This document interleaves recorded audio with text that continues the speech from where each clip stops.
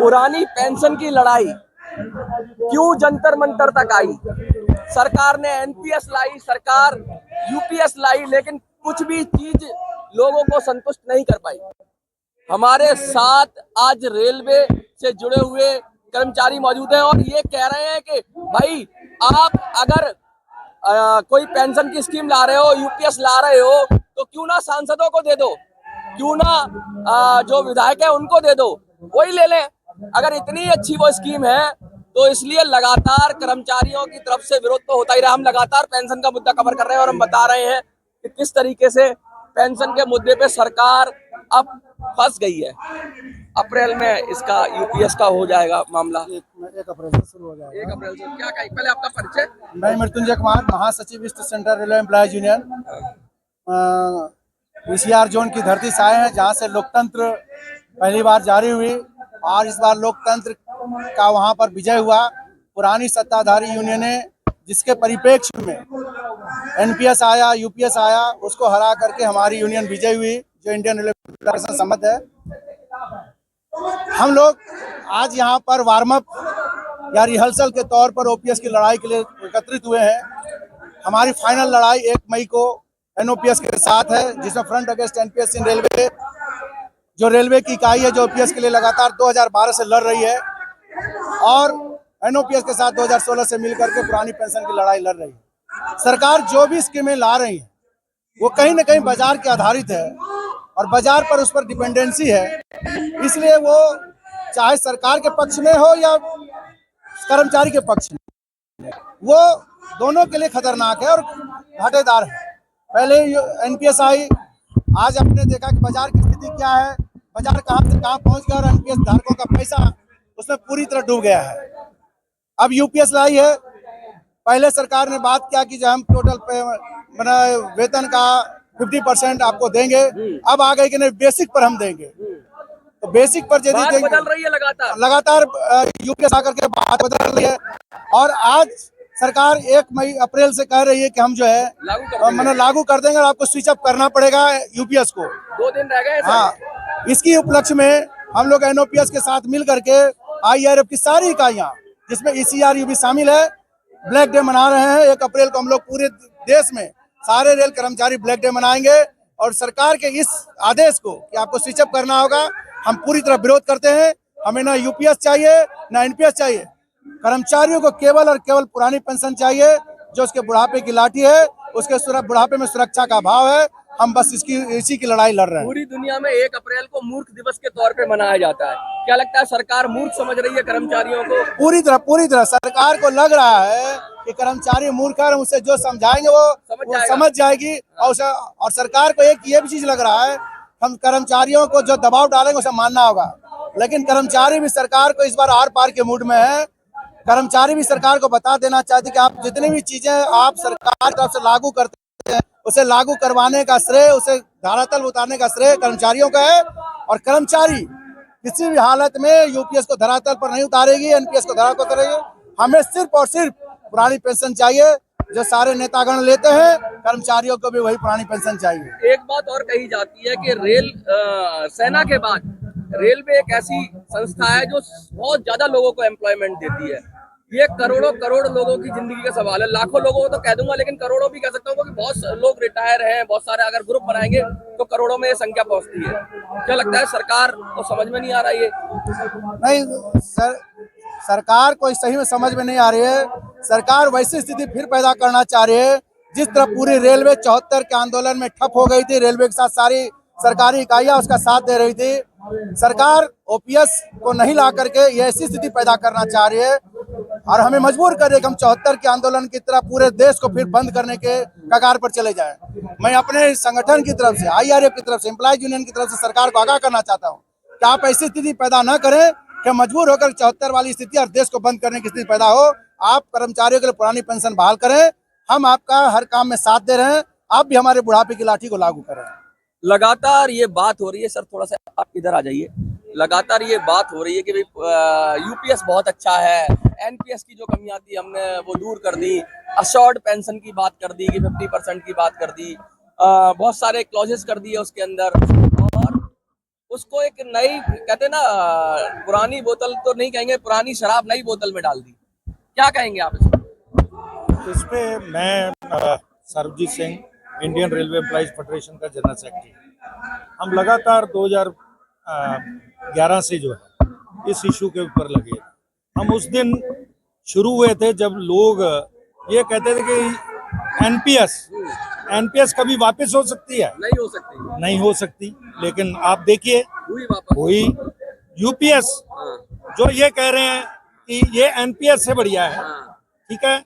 हम ये कह रहे हैं कि अगर इतनी बढ़िया है खुद ले लो। आप हमें गंदे वाली दे दीजिए ना, पुरानी पेंशन हमें नहीं चाहिए। वो कभी भी कर्मचारी के हित में नहीं है। पुरानी पेंशन जो लोग हमारे ले रहे हैं, आज भी उनका बुढ़ापा जो है सुरक्षित है। हम अपना बुढ़ापा सुरक्षित करना चाहते हैं।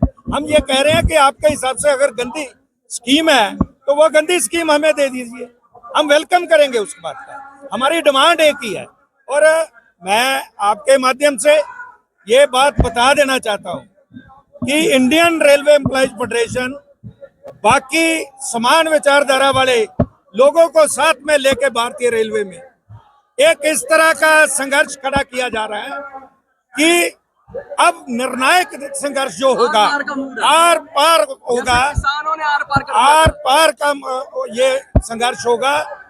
अभी 1 अप्रैल को ये भारत सरकार मूर्ख बना रही है लोगों को, उसके विरोध में हम लोग जो है पूरे भारतवर्ष में जो है हमारा front against NPS in railway, NMOPS, सभी लोग मिलके, central government, state government employees सभी मिलके हम लोग जो है 1 तारीख को ब्लैक डे मनाया जाएगा।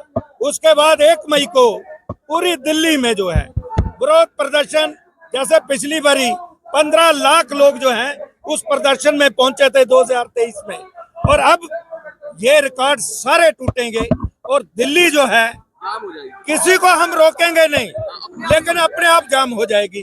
हम भारतीय रेल वाले हैं, हमें पता है कि गाड़ी कैसे चलनी है, कैसे नहीं चलनी है। कहाँ चक्का जाम हो रहा है? हमारे यहाँ गाड़ी को चलाने वाला भी है, यहाँ स्टेशन वाला भी है, स्टेशन मास्टर भी है, यहाँ पर रोड अपने लाइन के ऊपर जो है मेंटेनेंस करने वाला भी है, वो हमारा कर्मचारी है जो दिन रात हर मौसम में जो है वो लगा हुआ है। तो ग्रुप सी डी के तमाम कर्मचारी जो है उनको पता है। और भारतीय सरकार की तो सांसें पूरी रेल सर, ये भारत की अर्थव्यवस्था की रीढ़ की हड्डी है, और जिस दिन ये बैठ गई कोई देश को उठाए। और हम दावे के साथ कहते हैं 5 स्टेटों में ये पुरानी पेंशन बहाली हो चुकी है और 3 में वो ये काम चल रहा है, और जिस सरकार ने इसका विरोध किया है उसका मलिया मेट होता गया है। और ये सेंट्रल सरकार भी, ये आपके माध्यम से मैं कहना चाहता हूं, अगर इस पे पुरानी पेंशन बहाली के बीच में अड़ने की कोशिश करेगी, इस बारी तो 63 सीटें उनकी कम हुई है, अगली बारी ढूंढने से भी ये नहीं मिलेंगे। ये हम Indian railway employees federation front against NPS in railway की तरफ से हम ये भारत सरकार को चेतावनी देना चाहते हैं। देखिए, साफ साफ कह रहे हैं कि पूरी देश के अंदर लगभग 2 करोड़ लोग ऐसे हैं जो सरकारी नौकरियों में हैं, अलग अलग में। ये रेलवे की बात करूं तो रेलवे तो अलग है, रेलवे को भी मिला दो तो 2 करोड़ के करीब ऐसी सरकारी नौकरियां हैं जिसमें राज्य की नौकरियां होती हैं और केंद्र की नौकरियां होती हैं, 2 करोड़। उसके बाद पेंशनर्स हैं, उनके परिवार हैं, तो ये संख्या 3 करोड़ के भी पार जा सकती है। और अगर इनके परिवारों को जोड़ लिया जाए तो कम से कम देश के 15 से 20 करोड़ लोग इस पेंशन स्कीम से प्रभावित होते हैं। तो कहीं ऐसा ना हो कि सरकार को लेने के देने पड़ जाए, कहीं ऐसा ना हो सरकार 240 पर, अभी ये सरकार तो 240 पर सिमट गई थी बीजेपी सरकार, कहीं ऐसा ना हो कि 1 जीरो और कम हो जाए और 24 पहुंच जाए। क्या कहेंगे आप? पहले परिचय। Kishan Kumar, northern railway employ union का जनरल सेक्रेटरी। आज हम जो है यहाँ पर इकट्ठा हुए हैं सरकार की नीतियों के खिलाफ। ये हमारी मुहिम 2011 से हमारी मुहिम चल रही है लगातार। सरकार में जो बैठे मठाधीश बैठे हुए हैं, नेता बैठे हुए हैं, वो 5 साल रहते हैं, और कर्मचारी यहाँ पर 30-40 साल तक नौकरी करता है, उनकी पेंशन खत्म कर दी इन्होंने। हमारी ये मांग है कि हमारी पेंशन बहाल करी जाए। ये पेंशन पे मॉडिफाइड कर रहे हैं, कभी एनपीएस, कभी यूपीएस, कभी कुछ घुमा रहे हैं, गोल गोल घुमा गोल गोल घुमा रहे हैं जी। हम बर्दाश्त नहीं करेंगे, हमें चाहिए पुरानी पेंशन। पुरानी पेंशन की बात कर रहे हैं, हु बहू चाहिए। और ये कह रहे हैं कि अगर इतनी अच्छी है पुरानी ये जो यूपीएस, तो क्यों ना नेता लोग ले लेते। एक दिन में अपनी पेंशन, अपनी सैलरी बढ़ा ली इन नेताओं ने, एक दिन के अंदर। कोई चर्चा नहीं हुई, कोई बहस नहीं हुई, कोई धरना नहीं हुआ, कोई प्रदर्शन नहीं हुआ, संसद में बिल पारित हुआ और इन्होंने अपनी तनख्वाह बढ़ा ली, अपने भत्ते बढ़ा लिए, अपनी पेंशन भी बढ़ा ली। ओपीएस में क्या दिक्कत है? ओपीएस के साथ क्यों नहीं कर रहे हैं ऐसा? ओपीएस फिर से क्यों नहीं लागू कर रहे हैं? ओपीएस इसलिए लागू नहीं कर रहे हैं कि ओपीएस में जो पैसा कर्मचारियों का है, उस कर्मचारियों के पैसे को जो पूंजीपतियों को देना चाह रहे हैं, जो पूंजीपतियों को उसमें लगाना चाह रहे हैं। टाटा बिरला अंबानी के उनके इसमें जो लगाना चाह रहे हैं पैसे को, जो कर्मचारी को देने के बाद कहते हैं हमारे पे पैसा नहीं है। बहुत बड़ी बात कर रहे हैं। हमारे साथ एक सज्जन और है, हम कहेंगे थोड़ा सा आप आगे आ जाइए यहाँ पर, मैं आपका परिचय लूंगा, लेकिन उससे पहले हम कह दें कि साफ साफ कह रहे हैं कि जो ओपीएस के लिए जो पैसा है, जो पैसा पेंशन कहते हैं, सरकार की नैतिक जिम्मेवारी होती है। कैसे होती है कि कोई आदमी अगर अपना व्यापार कर रहा होता, अपनी दुकान खोल रहा होता, तो उसकी भी कीमत बढ़ती है। कोई आदमी सोना खरीदता है तो उसकी भी कीमत बढ़ती है, वो भी रिटर्न देता है। तो इन लोगों ने पूरी जिंदगी अपनी दे दी सरकार को, सरकारी संस्था को, तो रिटर्न में क्या चाहिए? इनको भी तो अश्योरेंस चाहिए। अगर ये प्राइवेट कोई काम कर रहे होते तो आज ये उद्योगपति होते, अदानी अंबानी नहीं होते तो कम से कम 10-20 करोड़ के मालिक तो होते। अपनी जिंदगी का वो उसका ब्याज खाते, बैंक में भी पैसा होता तो ब्याज खाते। लेकिन जो पेंशन के नाम पर इनको जो राहत मिलनी चाहिए थी, वो पेंशन को इस तरह से कर दिया गया कि बुढ़ापे में इनकी लाठी ही तोड़ दी गई। अब ये जंतर मंतर में खड़े हुए हैं। 1 अप्रैल से आ रही है, खबर आ रही है कि 1 अप्रैल से यूपीएस के पे स्विच करना पड़ेगा। सबसे पहले आपका परिचय और क्या कहेंगे? मैं अमरीक सिंह, राष्ट्रीय अध्यक्ष front against NPS in railway, कार्यकारी अध्यक्ष इंडियन रेलवे एम्प्लॉई फेडरेशन। तो आज हम जो 1 अप्रैल से हमसे ये सरकार की तरफ से ऑप्शन मांगा जाना है कि भैया आपने एनपीएस रूपी खाई में कूदना है या यूपीएस रूपी कुएं में कूदना है। हम उसका जवाब देने के लिए अपने साथियों को आह्वान करने के लिए यहाँ आए हैं कि ना हमें एनपीएस मंजूर थी, ना हम यूपीएस को मंजूर कर रहे हैं। हमारी एक ही मांग है, वो है एश्योर्ड पुरानी पेंशन स्कीम। उसी मांग को लेकर हम अपने कर्मचारियों से पिछले 10-15 दिन से आह्वान कर रहे हैं, लोगों के बीच जा रहे हैं। और आज हम लोगों को यही मैसेज देना चाहते हैं कि किसी साथी ने ऑप्शन नहीं भरना है। ऑप्शन भरने का मतलब ये है कि हमने बाकी सारे दरवाजे अपने लिए बंद कर लिए। आप भी आ जाइए थोड़ा सा। बड़ी बात कही इन्होंने कहा असहयोग आंदोलन हो गया ये तो, कि भाई हम सरकार के में तुम्हारा कानून है, हम नहीं मानते, असहयोग हम भरते नहीं। एक तरफ हुआ है, एक तरफ खाई है। क्या लगता है कि गांधी जी का तरीका अपनाएंगे सहयोग आंदोलन वाला, कि वो जो कानून पसंद नहीं होता था उसे तोड़ देते थे? सरकार ने यूपीएस का कानून बनाया, तोड़ देंगे, नहीं भरेंगे? देखिए, गांधी जी का आंदोलन उनके समय में कितना महत्व रखता था वो समय की बात है। लेकिन अब तो जैसे भारत सरकार की नीति पॉलिसी है, हर एक आवाज को दबाने की कोशिश की जा रही है। अगर हम शांतिपूर्ण तरीके से यहाँ संघर्ष कर रहे हैं, शांतिपूर्ण तरीके से हम रामलीला मैदान में जाते हैं, तो हमारी आवाज को, हमारी मांग को कितनी प्रामुख्यता दे रही है आप समझ सकते हैं। एनपीएस की जगह यूपीएस लेकर आए हैं और हमारे अध्यक्ष जी सही कह रहे हैं, यूपीएस का फॉर्म भरना और यूपीएस लेना हमारे लिए फांसी के फंदे के बराबर है। हम यूपीएस का फॉर्म भरने से बेहतर समझेंगे कि हम अपने हाथों में डंडे और झंडे उठाकर इसके खिलाफ संघर्ष करें। तो क्या लगता है लॉन्ग टर्म ये जो सरकार और कर्मचारी के बीच में एक तरह की खाई हो गई है, क्या सरकार इमीडिएट क्या करे? कम से कम क्या इसकी डेट कोई पोस्टपोन कर दे? क्या करे इमीडिएट? इसके बैठ के, आप लोगों के साथ बैठ के, आपको कॉन्फिडेंस में लेके, क्या यूपीएस नहीं लाएगी? अचानक ले आए ये लोग। 1 अक्टूबर 2023 को हमने रैली किया, रामलीला मैदान के अंदर लाखों लोग उसमें जुड़े।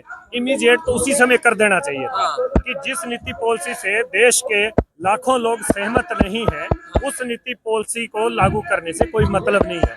इट मीन्स कि जिस नीति पॉलिसी से देश के श्रमिकों का नुकसान हो रहा है, वो नीति पॉलिसी आप जबरदस्ती उन पे थोप रहे हो, तो देश के निर्माता हैं, कर्मचारी हैं, मजदूर हैं, किसान है, आमजन है, उसके फेवर की आप कौन सी बात कर रहे हो? अगर फेवर की बात नहीं करोगे तो सीधी सी बात है, जो जिसकी बात नहीं करेगा तो कर्मचारी उसको फेवर नहीं करेगा। जो कर्मचारी वोट देके उनको सत्ता पे, सिंहासन पे बिठा सकता है, वो उसको सत्ता के सिंहासन पे उतार भी सकता है, बशर्ते यह धर्म और राजनीति का जो पॉलिसी है, क्षेत्रवाद, इलाकावाद, धर्मवाद, जातिवाद, इसके चक्कर में हम इस मुहिम चलाएंगे कि इस चक्कर में कर्मचारी मत पड़े और अपने एजेंडे पे कायम रहे। हमारा एजेंडा है पुरानी पेंशन स्कीम, हमारा एजेंडा है हमारे बुढ़ापे का जो रक्षा करे पुरानी पेंशन स्कीम, हमें उसी के लिए फाइट करना है। बहुत बड़ी बात तो ये है ना कि जाति धर्म की करो विदाई, पेंशनर पेंशनर भाई भाई। ये जो पेंशनर है ये हर जाति का है, हर धर्म का है और पूरे देश का नुमाइंदगी करता है। ये देश के आम लोग हैं, ये देश के वो लोग हैं जो देश को चलाते हैं और ये वो लोग हैं जो अपना पूरा जीवन देते हैं। अगर इनको कोई नुकसान होता है, इनके भविष्य पर प्रश्न चिन्ह लगता है तो सरकार के भविष्य पर प्रश्न चिन्ह लग जाएगा, क्योंकि ये वो लोग हैं जो जब चाहे सरकार को गिरा सकते हैं और सरकार को सबक सिखा सकते हैं। सरकार समय रहते नहीं चेती, सरकार ने अपने डिसीजन पे पुनः विचार नहीं किया तो कहीं ये ऐसा ना हो कि आज तो रेलवे खड़ा हुआ है, कल और दूसरा डिपार्टमेंट खड़ा हो जाए और सब लोग खड़े हो जाएं और देश के अंदर एक ऐसी स्थिति उत्पन्न हो जाए कि फिर सरकार की ही कुर्सी हिल जाए। आपको क्या लगता है? कमेंट में लिखिए, देखते रहिए।